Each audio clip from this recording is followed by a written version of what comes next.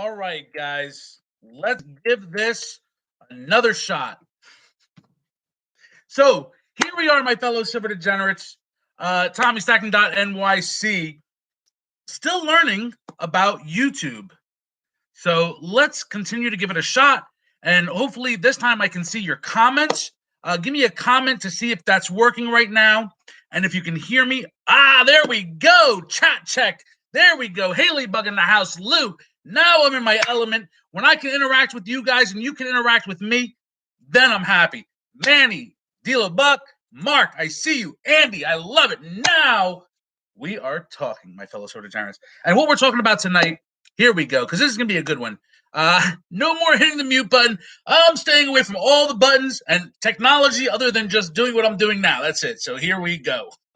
All right, guys.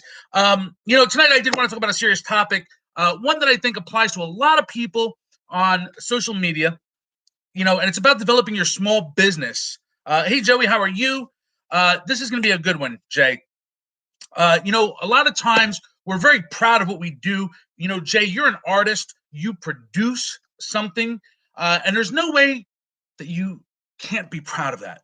And you are. And I'm proud of what you do, and I'm proud of what I do. And I know, you watch me and you're proud of what I do. Hey, Charles, how are you? We all deserve to be proud of the results of our labor. And you know what? It doesn't go unnoticed.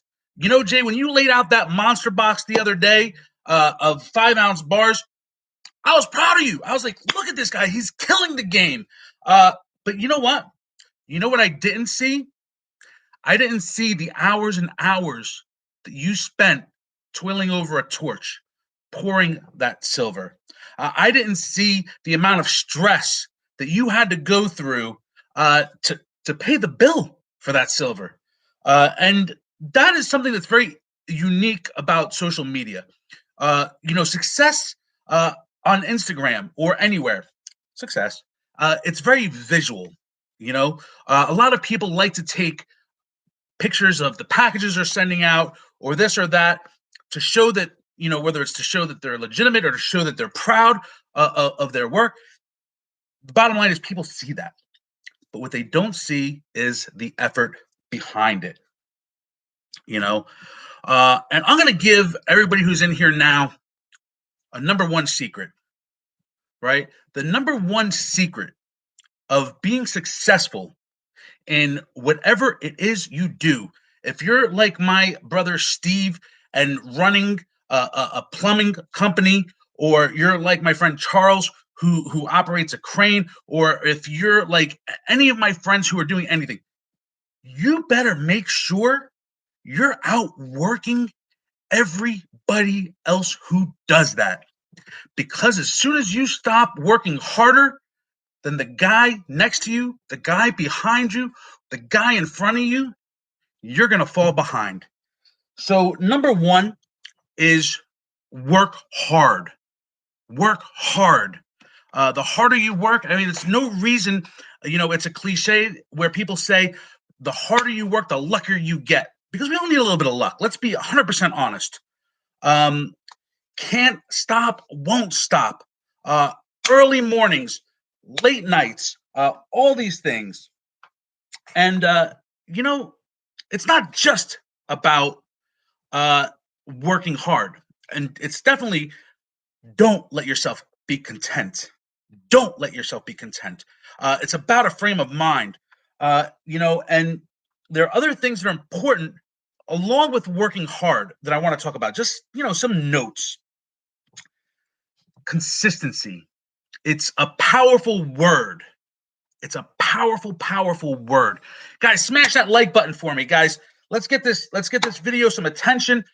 Share it with your friends. Tell people it's a good video. Not a lot of people in here tonight, but you know what? We're developing this slowly but surely. So the first step I want to talk about is consistency. Consistently get up earlier. Consistently. What's up, Brandon? Go to bed later. And every moment in between, do what you say. Do what you say, meaning not only do you keep your word to other people, you keep your word to yourself. If you have a goal, you keep your word to yourself. If you say tomorrow I'm going to get up at 5 a.m. so I can be up earlier than the other guy, do it. Keep your word to yourself. And we all deserve slack sometimes. Trust me. None of us are perfect. None of us are going to keep our word to ourselves or, anybody in our lives 100% of the time. But it's the effort and the consistency that will play out in the long term. And it's all very important, you know? And all of this applies to whatever business you're in. If you're doing logos, work harder, be more consistent. If you're doing t-shirts, work harder, be more consistent. I don't care if you're pouring silver or making tumblers. Work hard, be consistent. It's a path to promotion. Even if you punch a clock, the point of this is more about small business development, but even if you punch a clock, one of my dear friends manages a multi-million dollar restaurant. He got hired when he was 16. And he used to say, Tommy, when they asked me to sweep the floor, I made sure that they would not find any dirt on that floor. If they asked me to scrub the toilet, I made sure that that toilet sparkled. He's like, I was proud no matter what they asked me to do. And that pride showed off in my work. And that's very important. And it's the consistency.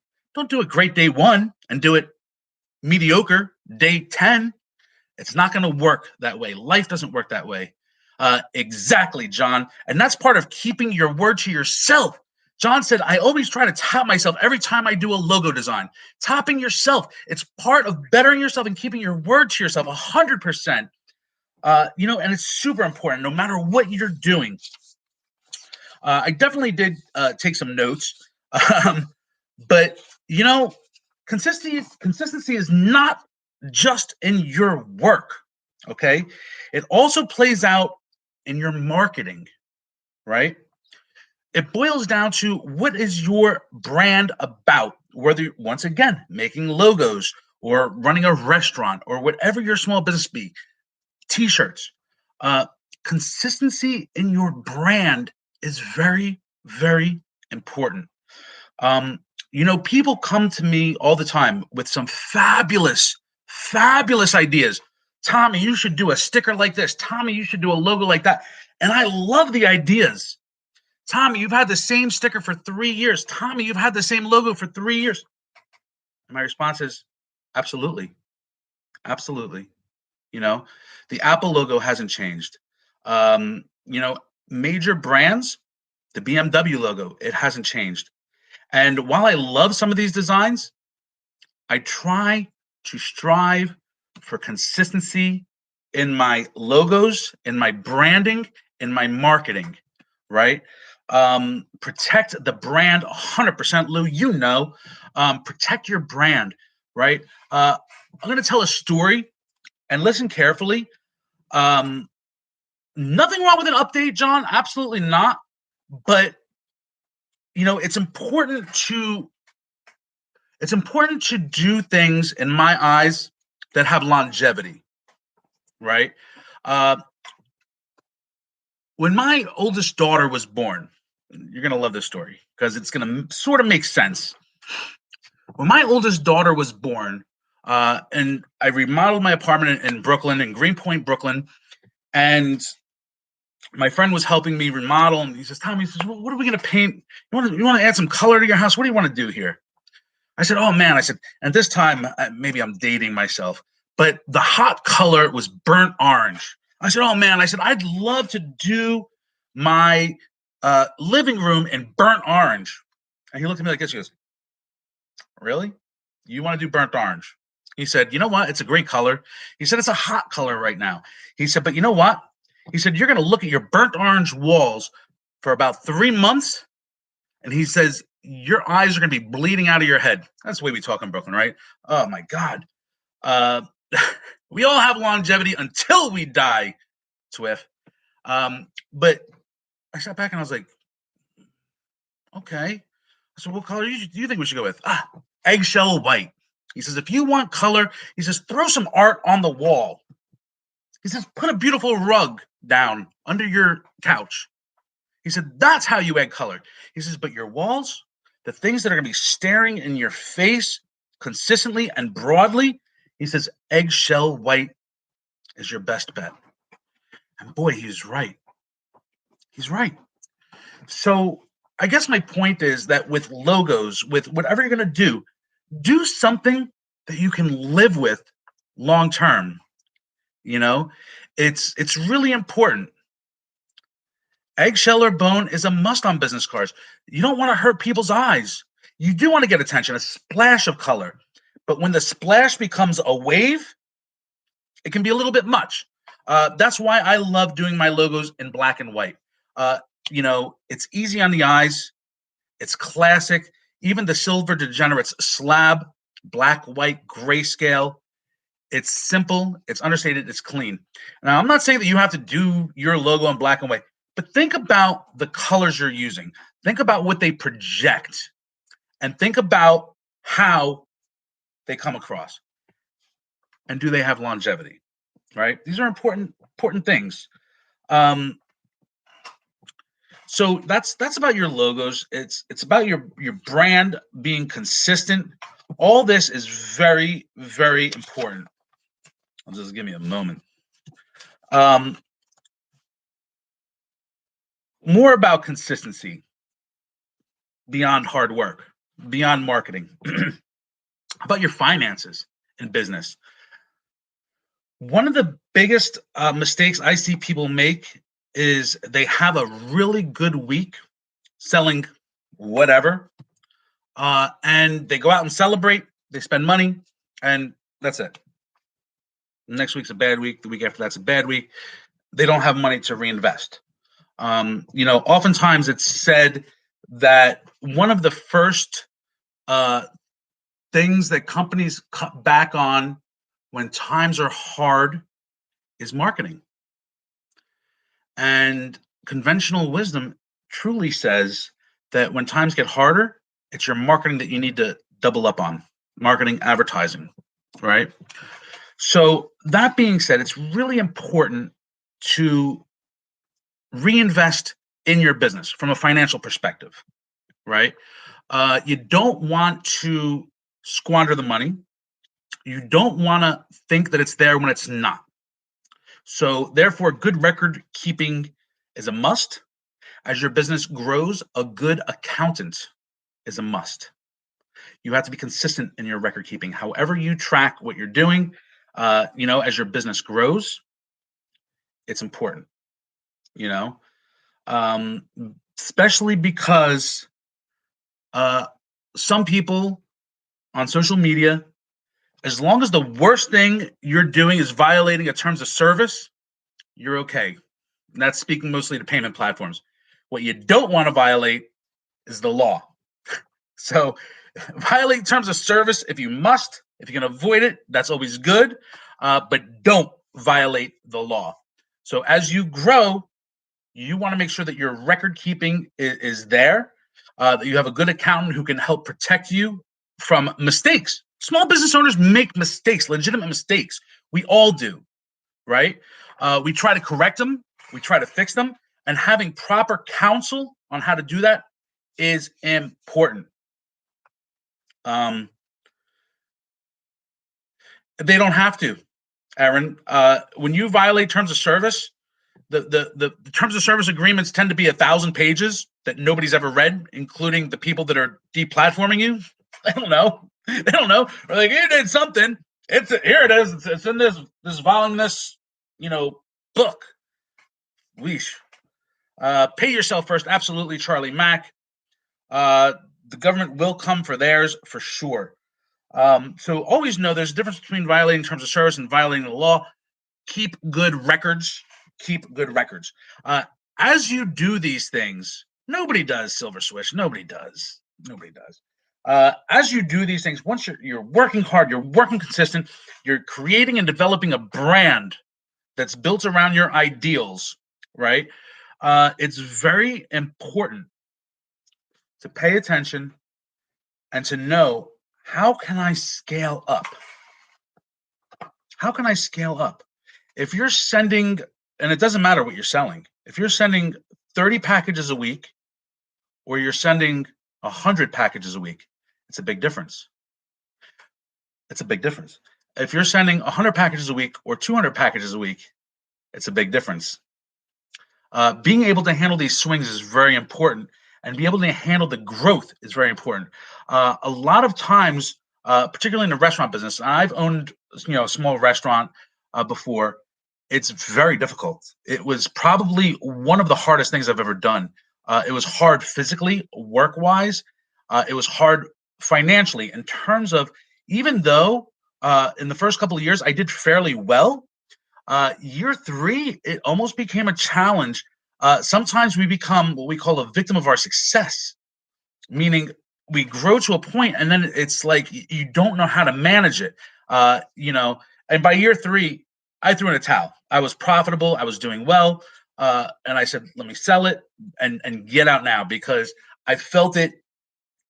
Maybe I was a little bit afraid of the success, to be honest with you, but I felt it growing, and I felt like I didn't have the tiger by the tail. And sometimes, between us guys and the rest of the world, sometimes I feel that way about my business now. Like I don't quite have this tiger by the tail. It causes me a lot of anxiety at times. And the truth is, I am much harder on myself than any of you have ever been on me. I miss a day of shipping a person. I make a mistake and I forget to ship one person one day. They're like, "Oh, Tommy, it's cool. Just get me out tomorrow, the next day, whenever, no problem." They're great about it, and I'm like pulling my hair out of my head. Like, I can't believe I did that, and I'm upset with myself. We love you too, Aaron. We really do. I'm glad to see you're doing well with your cryptocurrencies. Hey, constitutional stacker in the house. Charlie, you're gonna have to give us an update. Speaking of on the traveling constitution, it's a thing we're doing on Instagram. But back to it. We can become a victim of our own success. There's so many things. We have to set high standards for ourselves, and that can be scary. You have to step outside.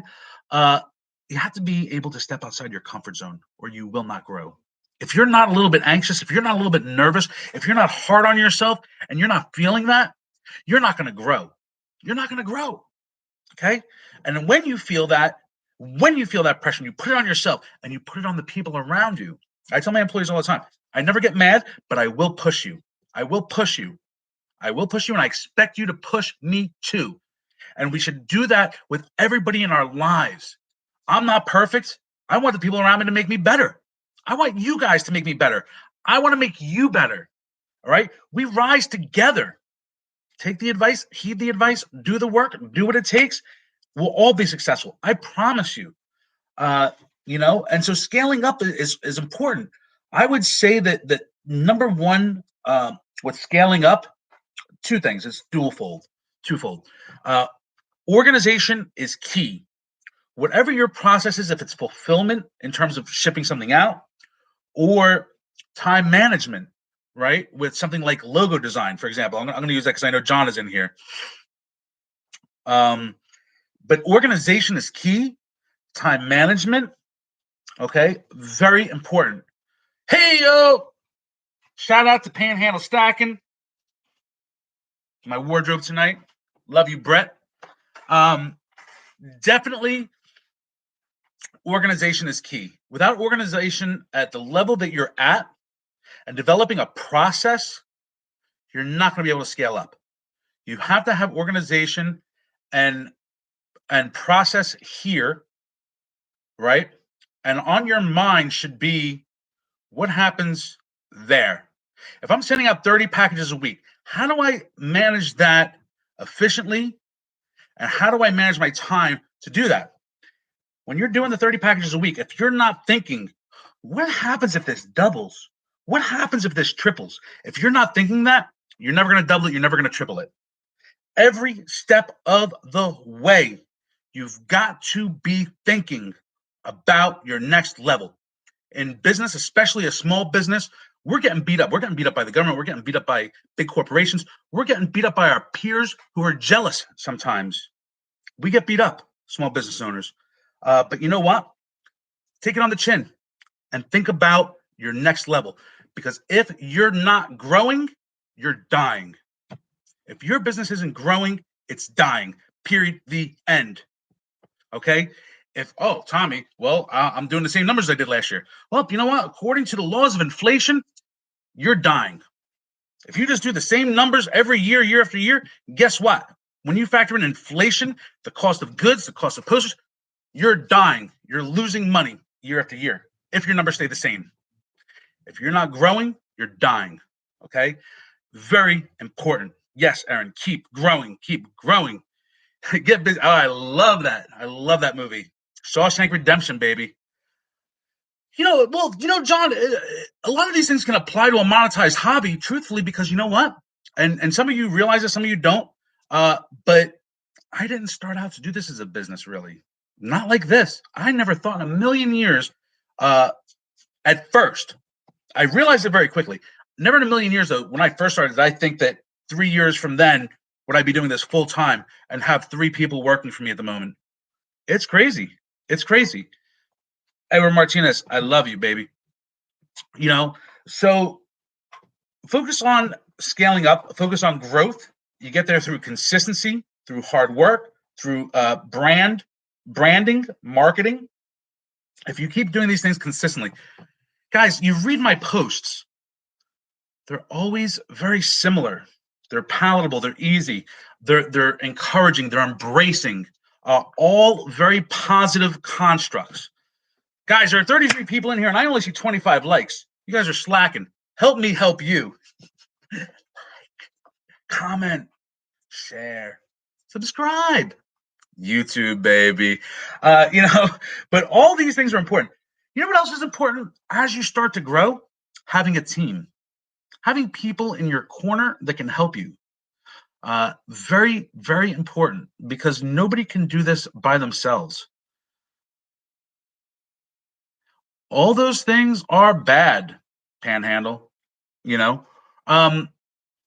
Pricing is important too. A lot of people, my pricing at times has been controversial. People say, "Oh, Tom, you should get better deals." The truth is, I am very sensitive to protecting the premium of what we do in the metals community. Reason: I value my metals. I know you value your metals, and that's why I will not participate I will not participate in a race to the bottom. Let's say, because to me on social media, right, brand identity, it's much more than about the price. It's much more than about the price. I am not trying to be cheaper than $1 billion company. I am not. I will not. I will not try to be cheaper than $1 billion company. What I will do is I will try to offer better customer service. I'll try to offer educational content. I'll try to be entertaining and engaging. I'll try to give you the best customer service experience you've ever had. Because you know what? People come to me. Sometimes something happens to a piece in the mail. I gotta, unless people explicitly give me permission to use their name or whatever. You guys know I've been selling the Geigers and Assays. Somebody got one. Tommy, it looks like somebody sliced my envelope, and there's a scratch on the assay. I'm pretty sure it's not my fault, right? I'm pretty sure it happened in transit. Could have even been a theft attempt. I said, you know what? You paid for a certain product. Here's a credit for you. I'm going to give you a credit. Tommy, you don't have to do that. Well, you know what? Once again, there's an example of me being harder on myself than you are on me, right? I'm going to give you that credit because that's what I would want. You felt the need to bring it to my attention, rightfully so, just like I would have wanted to bring it to the attention of somebody that sent it to me, whether it was $1 billion company or somebody else on Instagram. And when you bring it to somebody's attention, it means they would like some kind of an acknowledgement. And it's the right thing to do, because you know what? Maybe if I would have wrapped it twice, it wouldn't have happened. It wouldn't have sliced the assay. Period. The end. Could I have prevented that? Possibly. Maybe. I don't know. But you know what? I'm going to err on the side of my client, of the person who put their faith in me. You know what? If I was part of that race to the bottom, I wouldn't have the financial flexibility to do that. Let's be honest. People sometimes try to price themselves so low that if something happens, they can't afford. They have no wiggle room to lose anything. Let me just try to catch up on the comments for a second. Definitely teamwork, support, policies, absolutely. Service, absolutely. We're paying for each other's time. Olin, what's up? Plex, my brother. All vehicles have 4 wheels, all make their own value. 100%. Uh, Justin Krennicke, we're all doing big things for the community. I'm happy to be doing this full time, to be a little bit of a facilitator in some cases. I'm really proud of that. I'm humbled by it. Anybody that knows me really knows how I feel about a lot of what we do and what I do and how it's perceived. It gets a little tricky, trust me. But speaking of doing big things, um, I want to talk a little bit about the hashtag Silver Degenerates. I think it's important for you guys to use it, and I'll tell you why. We're making history. We don't we don't know where this is going to go, guys. But I can promise you something. Protect the premium, 100%, Manny. But I can tell you guys something. Hashtag Silver Degenerates has over 90,000 uses since I started it 3 years ago on Facebook, on Instagram, on YouTube. I love YouTube. Don't get me wrong. I'm just not active here enough. But it's the fastest growing hashtag in the metals community. Use it. Use it because you're going to be piggybacking off of a lot of my efforts. Okay. We just released the NGC hashtag Silver Degenerate slab. Okay. I will be protecting the value of that slab with every ounce of my energy and my hard work and any ability that I have. I'm going to be raising the value to the best of my ability for each and every one of you that were kind enough to support me on that endeavor. Yes, I own a logo, I own a brand, if you will, but anybody can use that hashtag and piggyback off of that work that I do and off the work everybody does. The hashtag Silver Degenerates is a real, true collective movement. Use the hashtag. I'm telling you, believe it or not, you'll get results. You'll get results. We are definitely all piggybacking. We are all piggybacking. And look, the truth is, it does good for me by telling you to use the hashtag. It becomes a force. That's what we're doing here, guys. 3 years ago, a little less, people didn't want to hear, in the metals world, what was happening on social media. There was some, the YouTube guys are some big guys here. Absolutely, 100%. And they've been doing their thing for years, and they've really built empires, some of them, no pun intended. But you know what? Instagram, it was there. Facebook, it was there. But really, the truth is, a lot of the institutional people were like, I don't know. They come on for an interview on YouTube. Didn't see much on Facebook. Didn't see much on Instagram. But you know what? Now they know. Now they know. Of course, I know, Rob. That's a mineral exchange. Hive mind, indeed. That is an important thing. I cannot tell you how many ideas I employ in my everyday business practices that came from other people. Groff Jessica encouraged me to use a thermal printer because of my volume. People encouraged me to sort my invoices alphabetically. I was like, oh, that really makes sense. And I had to get to that point. And it's just step by step by step by step. And that's why I am absolutely all for talking about all these things. And if you guys ever have questions, don't hesitate to reach out to me. I'm here to help you guys. We're all here to do this together. And if we stick together and we do these things, you're going to see continued growth in the community, which is good for all sellers. It's good for all the small businesses here. And that's one of the reasons I started at silverdegenerates.merch. It's all going to be powered through other small businesses in the community. As I've developed, part of my pride has been my ability to help other people. I want to help other people. I want to help other small businesses. It's what I call one of the foundations of the Silver Degenerates movement is collaboration over competition. When we talk to each other about our struggles, about our successes, it can only help us. Guys, start firing off some questions. I want to hear what you want to know. Particular. Some things are secret. But if you've got some general questions, I'm happy to answer them. I'm happy to help you. I think you guys know me well enough that when you reach out to me for help, no, I won't give you every secret, but I will give you good guidance. I will give you good guidance to help you grow to where you need to be and where you want to be. But you have to be able to do the hard work to be consistent. You know, tonight was very disappointing because I waited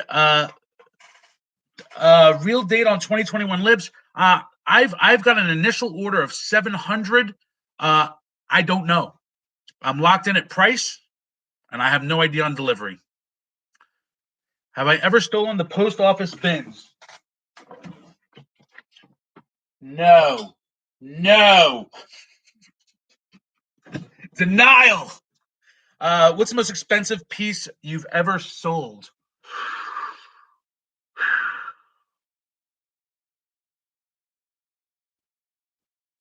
I mean, I did get $1,000 for a 1982 MS-68. First one ever sold was sold by me. Libertad, sorry, 1982 Libertad MS-68. I got it graded. I sold it. I had the first one ever sold. It was $1,000. So how does $1,000 an ounce sound? Most expensive piece ever bought. No, it was to a gentleman in Texas on that Libertad. Most expensive piece ever bought. Let's see. I'd have to say the community bar. Maybe. No. I know.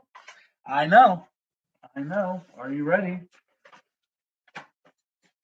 Let's see if I can pull it out very quickly. No. Let's see if I can pull it out very quickly. No, that's not it. Oh, darn. Well, I would say that it is. I thought it was in that box. Might be in there somewhere. The most the most expensive piece I ever bought was probably $300 for an ounce that I donated to the Stackers Essay Contest that I bought from Pavium Metals. And I'm proud of that piece. He stamped it. He did a good job. Matt is a great kid with a bright future, and I'm happy to support him.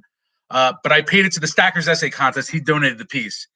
So that's a little convoluted, but I definitely paid, for that ounce to the Stackers Essay Contest. Have I ever owned a kilo? Many kilos. Many kilos. Libertad kilos. I've bought and sold half a dozen. Lunar kilos. Bought and sold half a dozen. RMCs, Anglehards. I had a 50-ounce Anglehard bar. That was a big one. How big is my vault?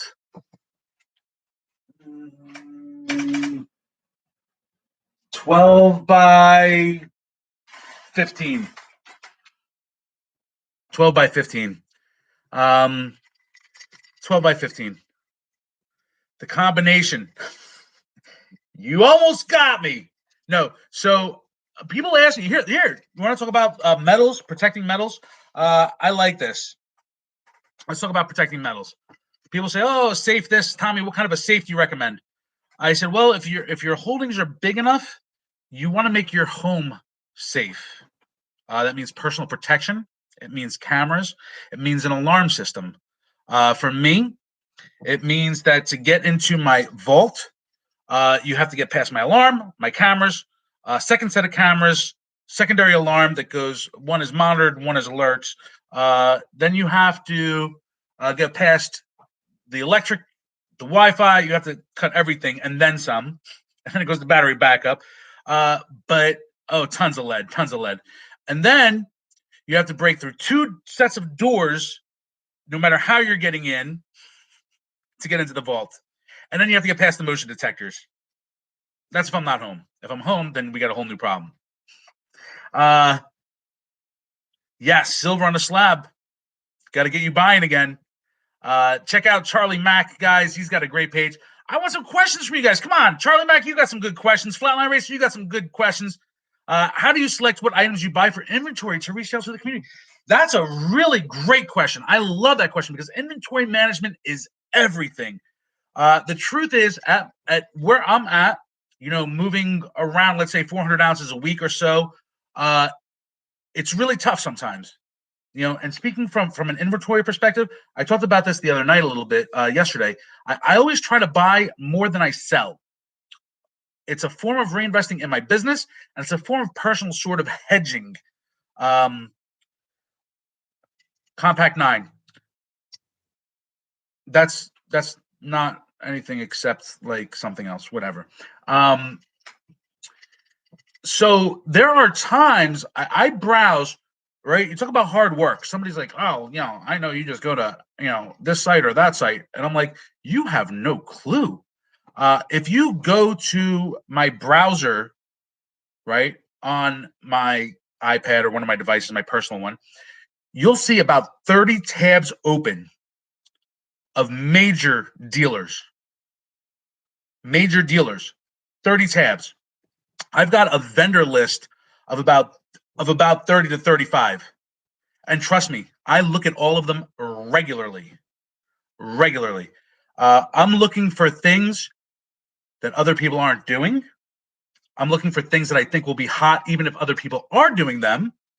I'm looking at value, right? When I look to buy something, my first question is, okay, if it costs me $38, can I get 43 for it, right? I got to make 12% on the gross side at least for most things, on silver especially.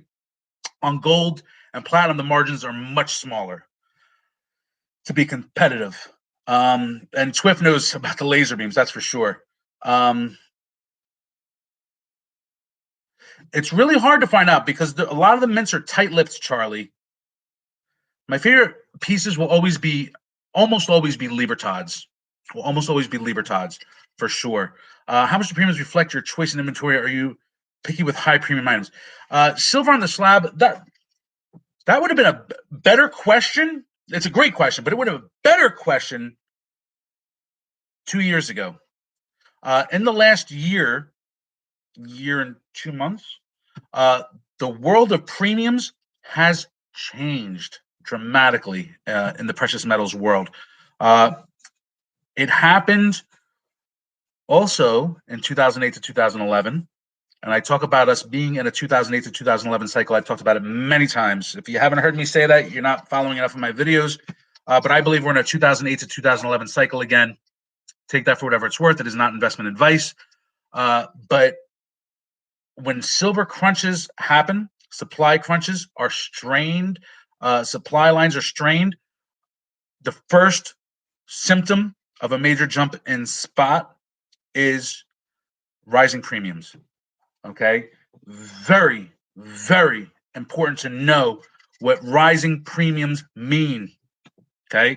It means that the major retailers are not capable of participating in a race to the bottom. 3 years ago, silver on the slab, every major retail website had starter packs. So 5 ounces of silver at spot. And one guy would be like, we'll do 10 ounces of silver at spot, because they were willing to lose the premiums for customer acquisition. They're not willing to do that anymore. Because they're nervous themselves. Very important to know that. Is silver suppressed, and idea when it will break out? I do believe there is manipulation, and the way I say this, I try to be clear, but it sometimes comes across as a little, I don't know what the word is, but here's the thing. I do believe that silver is manipulated. I do not believe that the manipulation is capable of a long-term suppression in spot price. I believe in the fundamentals far surpassing the technicals. Okay, it's very important to know the difference in that. When do you think paper spot and physical price split off? They do it cyclically. They do it in supply crunches. And you'll see that spot will always lag behind the rise in premiums for a reason. Pay attention. But as premiums rise and demand continues to rise with it, that's what forces spot up for sure, 100%. Because the retailers, the mints, and so on, they raise their premiums to protect their inventory and to protect their hedge. And as people continue to demand at those levels, they need to bid higher. And that's what happens. Andy, that's just supply and demand. APMEX, I will say this, is they are the smartest company in the business, without a doubt. I know a lot of people love to hate on APMEX. I have a ton of respect for them. They are an industry leader. I'm proud to have a wholesale account with them. And trust me, that is not any kind of a paid endorsement because they don't do me any favors. Although I do love my account rep, and I do love APMEX. I think APMEX has changed the metals world, bringing in the variety, the licensing. I think that what they do is incredible. They understand supply and demand better than anybody. They understand the value of collectibles better than anybody. And yeah, they do that. And I think that, believe it or not, I'm going to take a step backwards. What they could do is just start a Zeus out or a Poseidon out at $50 an ounce, and you wouldn't feel that way, would you? You're like, oh, that's crazy. They started low. They started, $8 over, and then they start kicking it up. That's their way of getting paid. Any business has to do it. They're not making a ton of money on the initial offering, so they sell 500, they jack it. They sell 500 more, they jack it. It's their way of incentivizing people to come in early, to buy often, and to do that. It's a form of consistent marketing. They do it consistently, don't they? Absolutely, Flatline. Fractional. Gram by gram. A silver degenerate's mantra. Gram by gram. Everybody says, oh, Tommy, if silver goes to $100 an ounce, who's going to buy it? Well, besides IBM and Tesla and Apple and Google and Amazon. Do you want me to keep going? Because I can do it all day. And every major car company that's vowed to go electric. Okay? So besides everybody, and oh, I'm sorry, I forgot about the smallest of the buyers, the federal government, because silver is a strategic metal as well. If you've ever heard my videos about that, very important to know. If silver goes to $40 an ounce, $50 an ounce, $100 an ounce, you know what? I'll be buying 10 grams a week. Whatever I can afford, I will be buying. And I will be flipping those 10 grams a week. I'll be buying them at $10 a piece and selling them at $12 a piece. That's what's going to happen if silver hits $100, $200, $300 an ounce.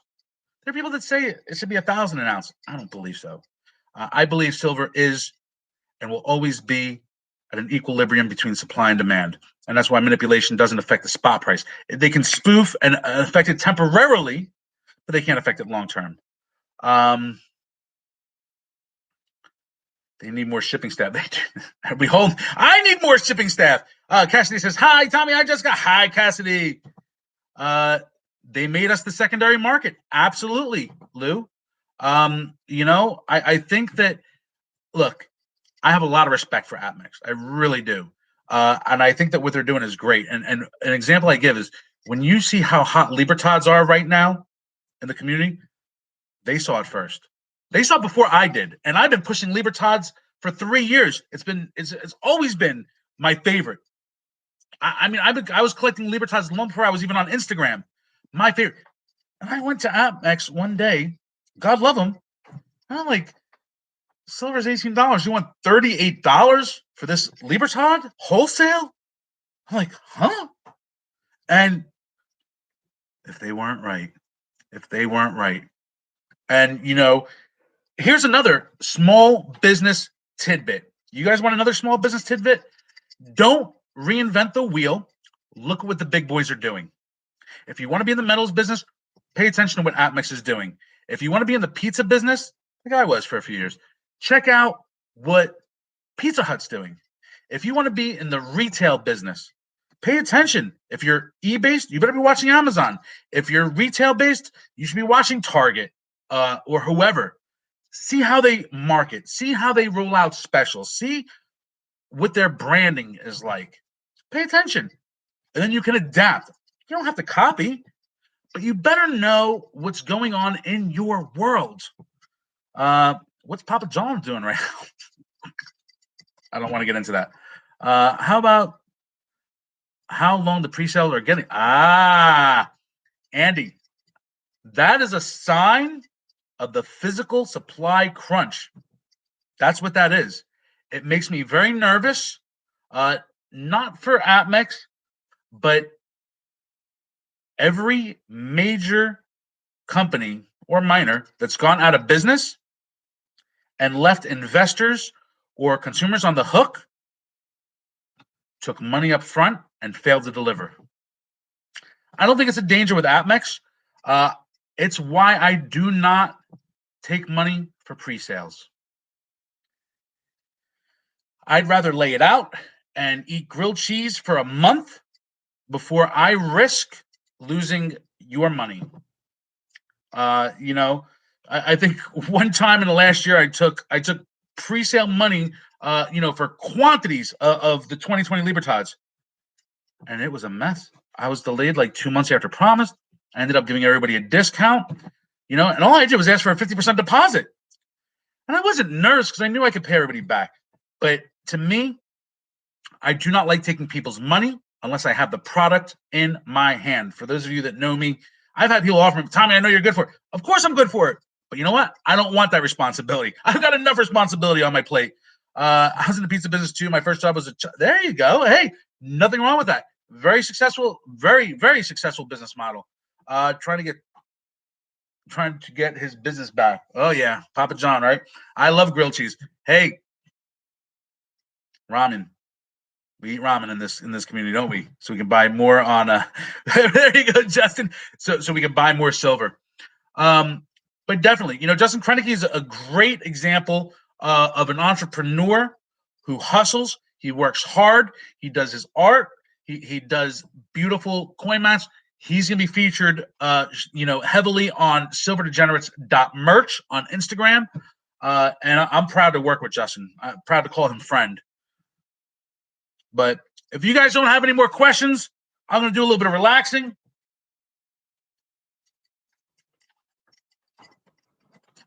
And get a good night's sleep because it's hell week.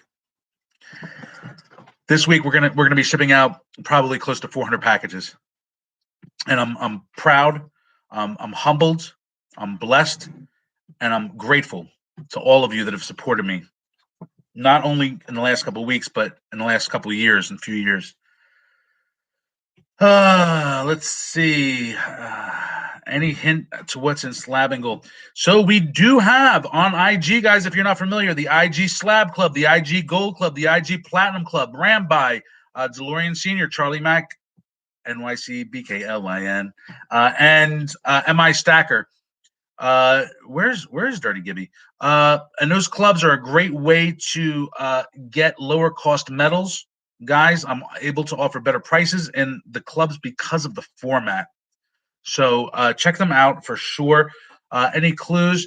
I'm looking this Friday to do something signed in the Slab Club and Gold's Club. I'm not sure yet, but I'm working on something. So we'll see. Platinum Club update.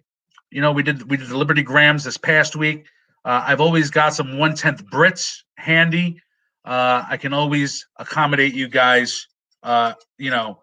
The problem with the clubs, and it's a beautiful problem to have, is that it's really hard to strike a balance between volume and value, right?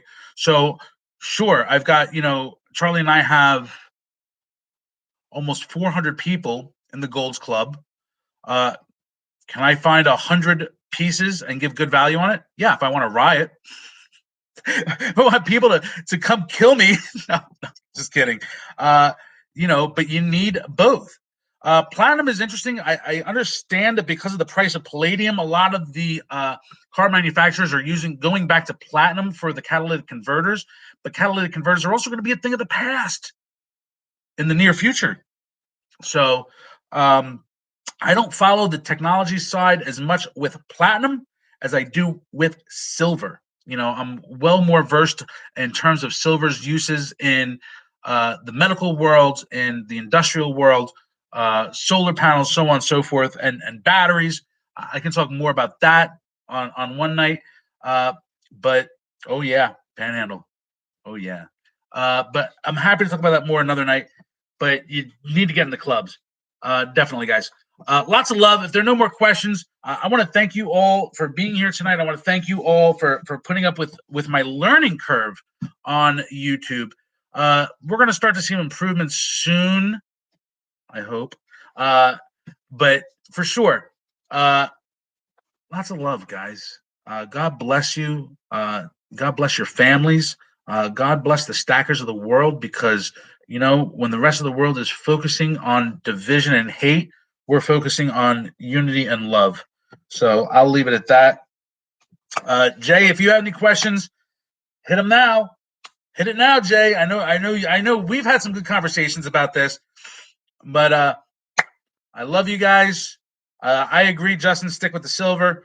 I love you guys. I really do. One final question. That's it. Thanks, Frank. Love you guys.